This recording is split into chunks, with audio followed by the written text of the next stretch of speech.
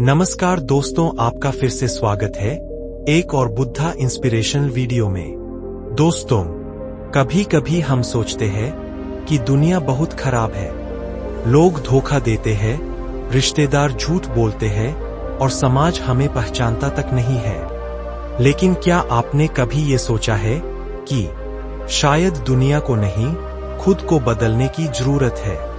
दोस्तों, सावन के महीने में हिमालय की तलहटी में एक छोटा सा गांव बसा था, शांत, सुगंधित और आध्यात्मिक। वहीं एक दिन भगवान बुद्ध अपने कुछ भिक्षुओं के साथ विहार से लौटते समय विश्राम के लिए रुके। गांव वाले श्रद्धा से उनके चरणों में झुक गए। उसी गांव में एक 16 वर्षीय लड़का रहता था, अर्जुन। अर्जुन बाहर से देखने में चंचल और आत्मविश्वासी था, लेकिन भीतर ही भीतर वह बहुत भ्रमित और बेचैन था। वह अक्सर सोचता, मैं बार बार असफल क्यों होता हूँ? लोग मुझे ताना क्यों मारते हैं? मेरे भीतर कौन सी कमजोरी है जिसे मैं खुद नहीं देख पाता?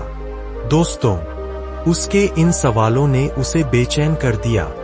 अर्जुन बुद्ध की सभा में गया और हाथ जोड़कर बोला, भगवान, मैं खुद को नहीं समझ पा रहा हूँ। मैं जानना चाहता हूँ कि मेरी कमजोरी क्या है। कृपया मुझे मार्ग दिखाइए। बुद्ध मुस्कराए, उसकी आंखों में झांका और बोले, कमजोरी जानने के लिए आत्मा के दर्पण में झांकना पड़ता है। चलो, मैं तुम्हें एक यात्रा पर भेजता हूँ, जहां तुम अपने प्रश्नों का उत्तर खुद खोज सकोगे। बुद्ध ने उसे 3 द्वारों की ओर भेजा। पहला द्वार अहम का द्वार, दूसरा द्वार भय का द्वार, तीसरा द्वार मौन का द्वार। बुद्ध बोले, जब तुम इन 3 द्वारों को पार कर लोगे, तब तुम अपनी सबसे गहरी कमजोरी को देख पाओगे। अर्जुन को एक विशाल पत्थर का द्वार मिला, जिस पर लिखा था, यहाँ सिर्फ वे प्रवेश करें जो खुद को सबसे महान मानते हैं। वह अंदर गया और वहां उसे कई लोग मिले जो खुद को ज्ञानी, वीर, सुंदर और श्रेष्ठ मानते थे। वे एक दूसरे से भिड़ते थे, बहस करते थे और किसी की बात नहीं सुनते थे।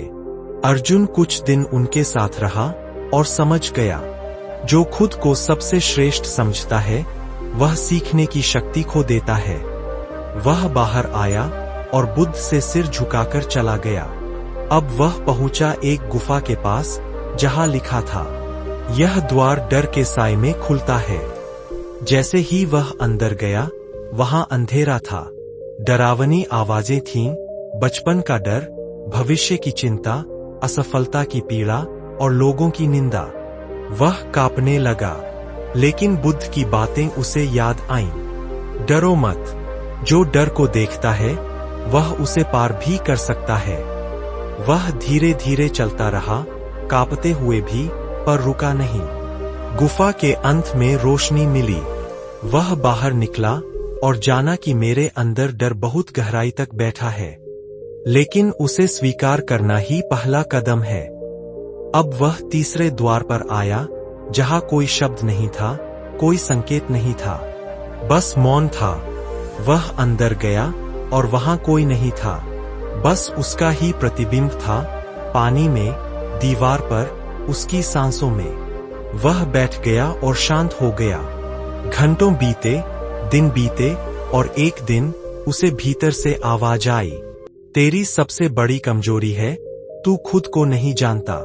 तू बाहर जवाब ढूंढता है, जबकि तेरे सारे उत्तर तेरे भीतर है। उसके आंसू बहने लगे। वह लौटकर बुद्ध के पास आया। अब उसका चेहरा शांत था। उसने कहा, भगवान, अब मैं जान गया कि मेरी कमजोरी यह थी कि मैं खुद से भागता था, दूसरों की दृष्टि में खुद को देखता था, अपने डर से छिपता था और खुद को समझने का साहस नहीं करता था। बुद्ध मुस्कराए और बोले, जो व्यक्ति खुद की कमजोरी को जान लेता है, वही सबसे बड़ा योद्धा बनता है, क्योंकि उसने सबसे कठिन युद्ध जीत लिया होता है, अपने भीतर का युद्ध। कमजोरी कोई अभिशाप नहीं, वह अवसर है आत्मबोध का। जो खुद को जान लेता है, वह जीवन को जान लेता है। मौन, भय और अहम ये 3 परीक्षा की कसौटियां है। बुद्ध कहते हैं, अपने भीतर झांको, वही सच्चा मार्ग है। अर्जुन अब साधारण लड़का नहीं था। वह गांव का पहला भिक्षु बना, जिसने लोगों को सिखाया कि कमजोरी को स्वीकार कर लेना ही सबसे बड़ी शक्ति है। दोस्तों, आपको ये प्रेरणादायक कहानी कैसी लगी? कृपया कमेंट करके जरूर बताएं। और ऐसी ही ज्ञान से भरी प्रेरणादायक कहानी जानने के लिए हमारे चैनल बुद्ध ज्ञान को सब्सक्राइब जरूर करें। नमो बुद्धाय नमः।